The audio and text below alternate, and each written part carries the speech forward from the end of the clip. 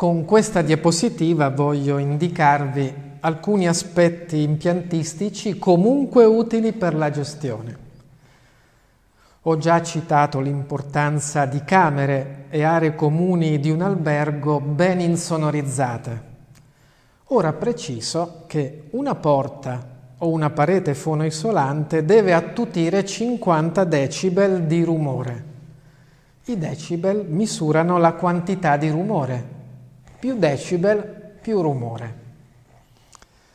Per la sicurezza antincendio, e rinviando al mio libro La sicurezza antincendio negli alberghi, ricordo che, come indicato nella planimetria in alto a destra, dobbiamo assicurare sempre un percorso alternativo di sicurezza. Pertanto, se al nucleo centrale scale e ascensori indicati con gli asterischi giallo e blu, bisogna prevedere 2 scale di sicurezza nei 2 lati opposti, alla fine del corridoio, come indicato dalle frecce rosse. Lungo i corridoi, nei piani di camere, sono collocate delle porte di sicurezza che proteggono anche il blocco centrale, scale e ascensori. Le porte di sicurezza si chiudono se i rilevatori segnalano la presenza di fumo. Da questo punto di vista anche le porte delle camere che ospitano i clienti devono avere la capacità di bloccare sia le fiamme che il fumo e per almeno 30 minuti. Tale capacità è indicata tecnicamente come RE30. Le porte delle camere si devono chiudere da sole automaticamente per rallentare la diffusione dell'incendio se vengono lasciate aperte dall'ospite che abbandona la camera velocemente, origine del fuoco. Un ultimo dettaglio, sperando di non aver creato eccessive complessità nella comunicazione, sul fatto che, come citato nell'immagine in basso a destra, all'interno delle camere le superfici d'arredo e le finiture che possono innescare un incendio devono avere una reazione al fuoco fissata da una scala di pericolosità crescente, da 0, nessun pericolo, a 5, massimo pericolo. Quindi, per indicare un esempio gestionale, se acquistiamo le tende che possono innescare facilmente un incendio, dovremmo acquistarle assicurandoci che abbiano una reazione al fuoco pari a 1, cioè vicino a quello 0 che dà la massima sicurezza.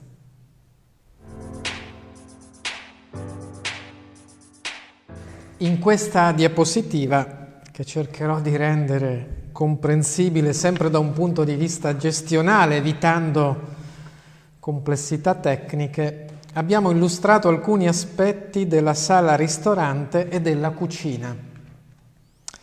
In premessa sottolineo che in un albergo dovremmo prevedere un numero di posti ristorante almeno pari al 50% dei posti letto. Come intuibile, tale indicazione è soltanto orientativa, in quanto dipende, per citare un aspetto, da come è gestito il ristorante e se questo è aperto ai clienti non residenti dell'albergo. La presenza di un ristorante più o meno grande in un albergo dipende anche dai servizi turistici nel territorio. Infatti, se ci troviamo in un centro storico con molti ristoranti tipici collocati nelle vicinanze dell'albergo, potrò trascurare in parte il servizio ristorativo. Contrariamente, se sto programmando un albergo collocato lungo una strada, lontana dai ristoranti, la presenza del servizio ristorativo sarà determinante per la vendita delle camere.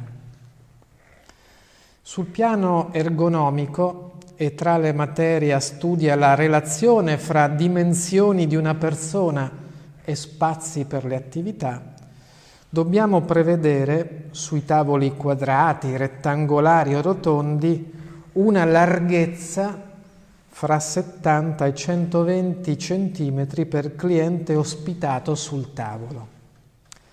Al crescere di tale spazio, fra il minimo e il massimo, aumentano qualità e sicurezza. Come noto, per i recenti problemi sanitari indotti dal coronavirus, la distanza minima fra clienti di almeno 100 cm sta ridisegnando molti dei parametri usuali sinora applicati. Per una sala ristorante bisogna prevedere almeno 2 metri quadrati per cliente e se vogliamo un servizio di ampia qualità e sicurezza, il parametro cresce a 4 metri quadrati per cliente ospitato. Anche per la sala ristorante valgono le indicazioni gestionali già definite in forma generale, con l'obiettivo della flessibilità. In generale, consiglio di rendere l'area ristorante disaggregabile, in zone ben distinte, perché clienti diversi vogliono soggiornare in luoghi differenti. Cito ad esempio i clienti in gruppo che per loro natura più rumorosi non si possono collocare vicino a ospiti del ristorante per motivi di lavoro o personali. Arredi e varie finiture in un ristorante devono essere coordinati nei colori e ciò vale anche per le dotazioni ai tavoli. Bisogna ottenere con materiali fonoassorbenti o le tende molto consistenti una sala ristorante silenziosa.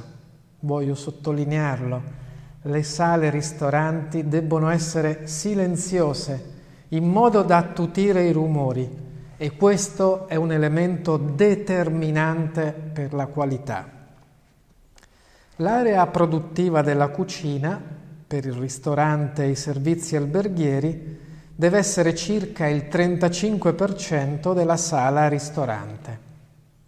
Dimensioni molto più contenute creano conflitti fra le zone della cucina che, viste le diverse temperature, devono essere distanti o separate fra loro.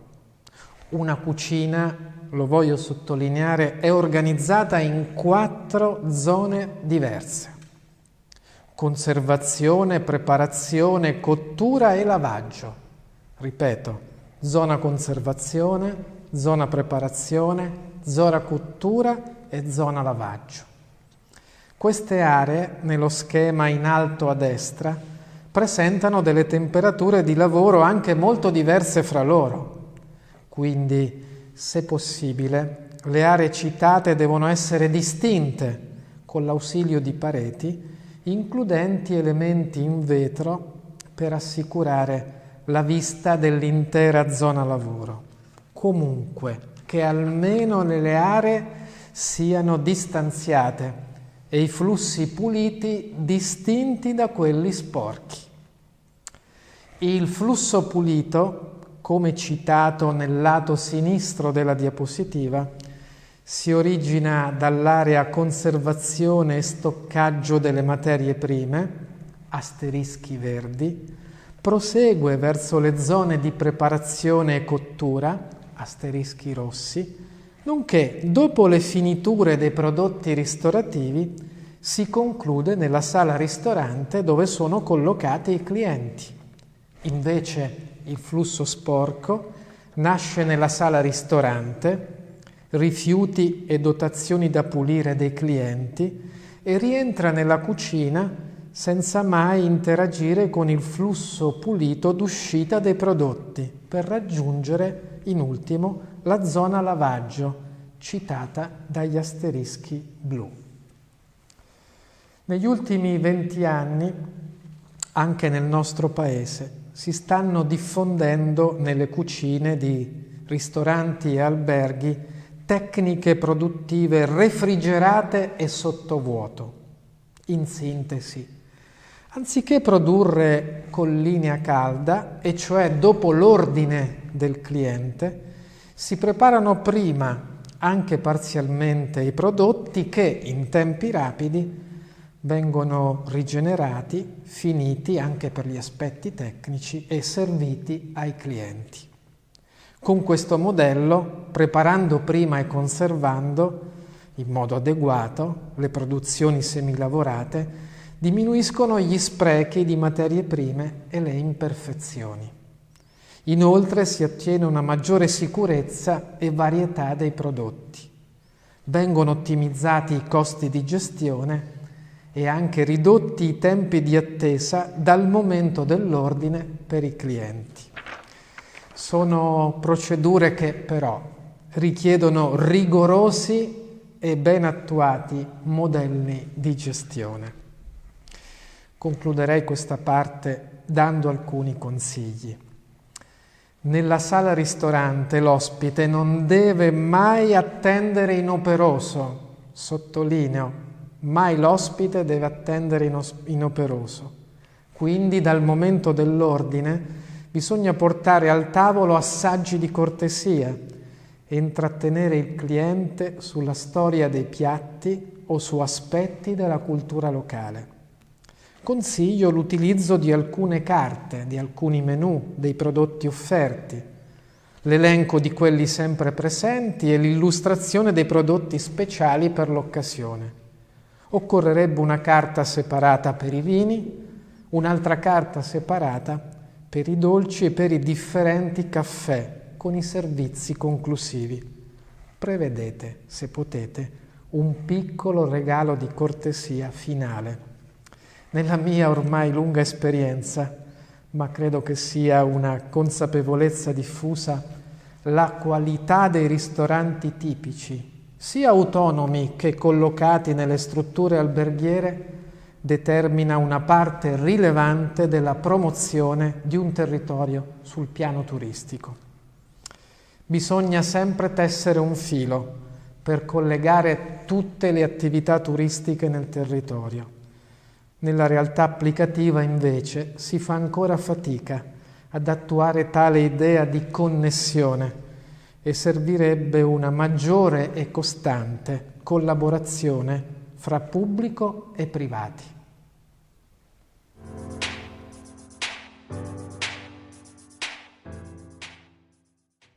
Con la presente diapositiva ritorniamo a considerazioni più strategiche, legate alla pianificazione turistica di un territorio. Ma gli approfondimenti svolti, seppur di natura microaziendale e anche in parte scientifico-tecnologica, erano necessari per meglio traguardare il macro nel territorio. Come già delineato, la ristorazione sta diventando sempre più strategica, al punto che l'80% dei potenziali clienti, ripeto, l'80% dei potenziali clienti che decide di recarsi in un luogo turistico è influenzato in modo significante da tali servizi ristorativi, a cui vorrei aggiungere anche la qualità dei vini e la bellezza dei paesaggi vitivinicoli. Il 40% degli ospiti cerca autenticità e tipicità. L'offerta turistica dovrebbe quindi evitare soluzioni esterne o troppo creative, ma invece puntare solo a valorizzare ciò che esiste nel territorio e nell'identità locale, socioculturale ed enogastronomica. La visita nei luoghi di produzione, sia che si tratti di un prodotto agricolo tipico, di una cantina, di una bottega artigianale o di un'azienda anche innovativa, crea interesse in oltre il 30% degli ospiti potenziali. Un dato da ben valutare quando si pianificano i pacchetti turistici in un luogo. Spesso sono presenti nelle mete turistiche molti valori che gli ospiti potrebbero apprezzare, ma che non sono inclusi nei prodotti che vengono poi proposti. il 25% dei viaggiatori italiani vorrebbe, ovviamente con adeguate condizioni socio-economiche, svolgere anche 2 vacanze all'anno.